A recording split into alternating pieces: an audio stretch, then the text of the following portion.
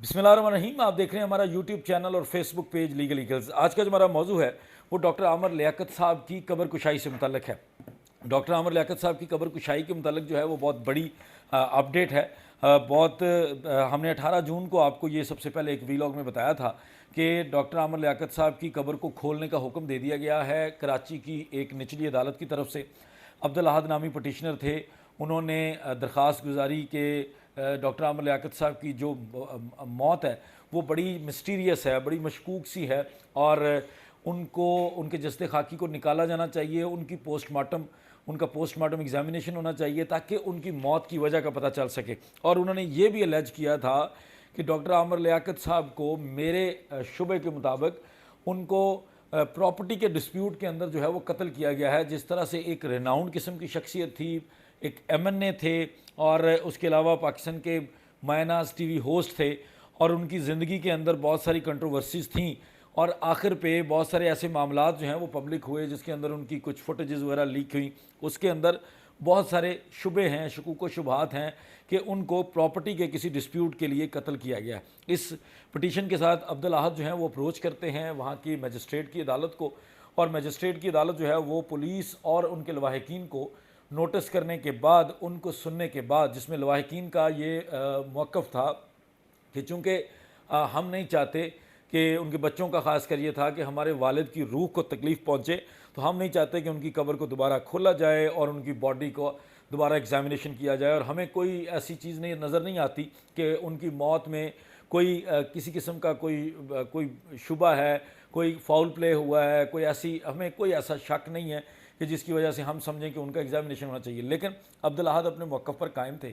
उसके अलावा जब पुलिस से पूछा गया कि आप क्या कहते हैं उनकी मौत किस लिए हुई, तो पुलिस ने बड़ा क्लियर कह दिया कि हम तो पहले भी कह रहे थे कि उनका पोस्टमार्टम होना चाहिए, टॉप्सी रिपोर्ट आनी चाहिए, उनका मेडिकल एग्जामिनेशन होना चाहिए, उनका इंटरनल एग्जामिनेशन होना चाहिए उनकी बॉडी का, उनके स्पेसिमेंस लेने चाहिए और उसको एग्जामिन करने के बाद ही डिटर्मिन किया जा सकता है कि डॉक्टर आमर लियाकत साहब की मौत जो है वो तबई है या उनको कत्ल किया गया है। लेकिन पहले भी हमारी नहीं मानी गई, तो हमारा अभी भी यही मौक़िफ़ है। पुलिस ने कहा कि उनका एग्जामिनेशन होना चाहिए, जिसके ऊपर जो मजिस्ट्रेट साहब थे उन्होंने एक फ़ैसला जारी किया। उन्होंने अनाउंस कर दिया था 18 जून को ही, और 19 जून को आपने ख़बरों के अंदर देखा, हमने 18 जून को आपके साथ एक वीलॉग के अंदर ये शेयर किया था। अब जब 18 जून के बाद तकरीबन 2-3 दिन गुजर जाने के बाद भी अभी तक कोई तारीख़ नहीं दी जा रही थी इसके अंदर जो उनकी कब्र कुशाई थी। तो कल जो पिछला दिन गुजर चुका है 20 जून को, सोमवार वाले दिन जो है वो उसी अदालत ने एक ख़त लिखा है, और वो ख़त लिखा है उन्होंने सिंध हेल्थ डिपार्टमेंट को। उन्होंने कहा कि इसके लिए एक बोर्ड तश्कील दें, और बोर्ड तश्कील देने के बाद उनकी जो जस्द खाकी उसको निकाल कर उसके बाकायदा तौर पर एग्जामिनेशन करें और हमें बताएं कि डॉक्टर आमर लियाकत साहब की जो मौत है वो तबई थी या डॉक्टर आमर लियाकत साहब को कत्ल किया गया है, उनकी मौत की वजह क्या है। इसके लिए सिंध डिपार्टमेंट को, जब सिंध हेल्थ डिपार्टमेंट को ये इशू कर दिया गया लेटर, तो उसके बाद सिंध हेल्थ डिपार्टमेंट ने एक लेटर इशू कर दिया है पुलिस सर्जन को। जो पुलिस सर्जन होता है, पुलिस सर्जन ने बेसिकली ये सारी चीज़ों को हैंड करना होता है, उन्हीं की निगरानी के अंदर ये सारा काम किया जाता है। पुलिस सर्जन जो हैं वो कराची की इस वक्त हैं डॉक्टर समिया सईद, और उनकी जो सरबराही के अंदर 4 रुकनी एक बोर्ड तश्कील दे दिया गया है। और 4 रुकनी बोर्ड ने अब जो 23 जून है, आज से एक दिन के बाद, परसों जो है वो 23 जून को ये ऑटोप्सी की जाने का इम्कान है। परसों डॉक्टर आमर लियाकत साहब की कब्र को खोले जाने का इम्कान है। यकीनी तौर पर आप मीडिया के ऊपर बहुत देख लेंगे, कैमरास के ऊपर जो है ना वो लोग पहुंच जाएंगे, और ये जज साहब की मौजूदगी में होगा सारा कुछ। जज साहब भी खड़े होंगे, पुलिस सर्जन भी होंगे और पुलिस भी होगी, लवाहिकीन भी होंगे, उनके सामने कब्र को खोला जाएगा।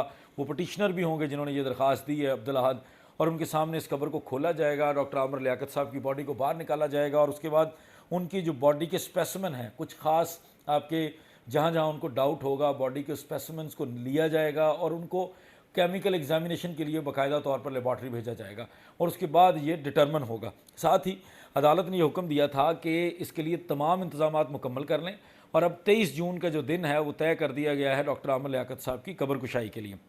ये हमारे न्यूज़ रिपोर्ट्स ने भी अब इस चीज़ को कंफर्म कर दिया है कि 23 तारीख को पुलिस सर्जन ने तारीख दे दी है कि इस दिन हम कब्र कुशाई करने जा रहे हैं।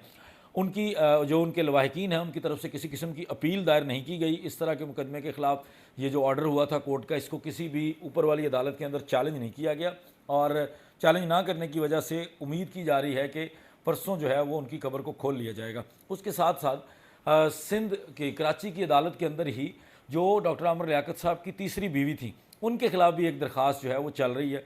उनके खिलाफ ये दरख्वास्त दी गई थी कि FIA को हुक्म दिया जाए कि FIA कार्रवाई करे, दानिया मलिक के सारे गैजेट्स को अपने कब्ज़े में ले, उनके मोबाइल को, उनकी हर चीज़ को कब्ज़े में लेकर उस चीज़ को भी एसरटेन करना है, डिटर्मिन करना है कि वो जो डॉक्टर आमर लियाकत साहब की वफ़ात से पहले वो जो डॉक्टर आमर लियाकत साहब की बहुत ही निजी तरह की वीडियोस जो हैं वो वायरल हुई थी, बेडरूम की वीडियोस वायरल हुई थी, उनके ऐसा मवाद जो है वो लीक हो गया था, जिसके बाद डॉक्टर आमर लियाकत साहब ने भी एक प्रेस कॉन्फ्रेंस के अंदर बहुत शर्मिंदगी का इजहार किया था और बड़े अफसरदा थे।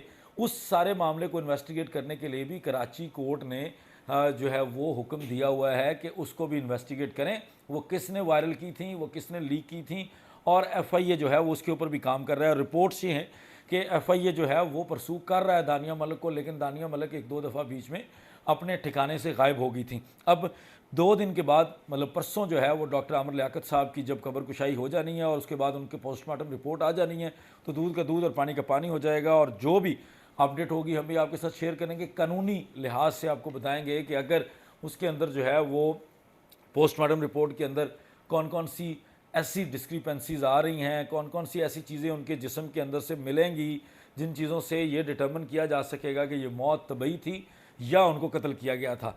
इंशाल्लाह ताला आपको अपडेट करेंगे जिस दिन उनकी कब्र कुशाई होगी। तब तक मुझे इजाज़त दीजिए। बहुत शुक्रिया। अस्सलाम वालेकुम।